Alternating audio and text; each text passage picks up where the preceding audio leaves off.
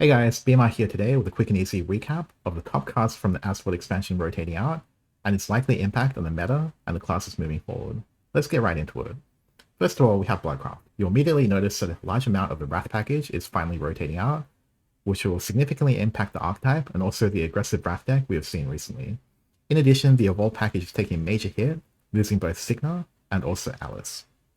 However, not all hope is lost for Blood, because under 10 Blood is currently very strong, and is only losing a single card with this rotation, which can be easily replaced.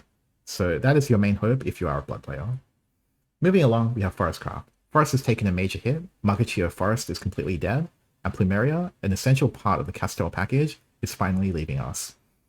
Control Forest takes a minor hit, but overall, the package is completely intact.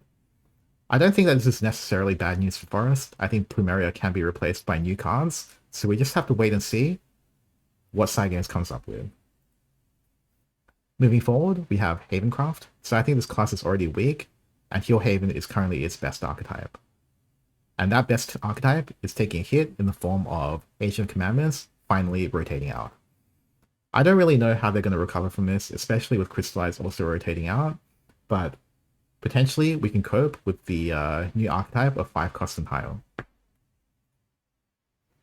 As for the neutral section, Alice, of course, is leaving us, which will impact the Evolve decks. We are also losing Winged Inversion, which is often used in control decks, and also in Spell Boost. So these are the only two things that I particularly want to call out, and we'll talk more about Spell Boost in the Rune section. Portalcraft, if you're a Machina Portal player, you're going to be pretty sad, because Kisrael and Puppet Workout were your main finishers, and they're both rotating out. I assume that this archetype is pretty much dead, unless they reprint support for it. Artifact Portal pretty much doesn't get hit. I think it'll be the main go-to archetype for Portalcraft moving forward, and Enhanced Portal is finally gone. As for Runecraft, we're losing some of the strongest spell boost cards we've ever seen, in the form of Crushing Rain and also Sumail. Spell boost hasn't really been a thing recently. It feels that Cygames has deliberately avoided printing very strong support because they're afraid of the emergency nerf situation that happened about a year and a half ago. However, with these cards finally leaving, I think they can print some strong spell boost cards again, so not all hope is lost. Earthright Rune takes a hit in the form of the Aquamarine Witch finally leaving us, so it is a 1 play point Earth Sigil that can replace itself once it gets used up. This has typically been very essential for Dirt Rune, so I think they will likely print another copy of this, just with a different name. And also, the Sephi package is finally gone, just after the leader joined us recently. As for Shadow, this class also takes a major hit, so Last Word Shadow I do believe is completely dead, with no options of reanimating it. Istian Dead was basically Atomy. I don't see how you create a replacement Atomy for rotation. In addition, Abyssal Kernel was great for both Last Word Shadow and also Transmute Shadow, and that is now gone, which will impact both decks. Speaking of Transmute Shadow, both Ceridwen and Dust to Dust are rotating out, which will impact the reanimate capability of Helio significantly.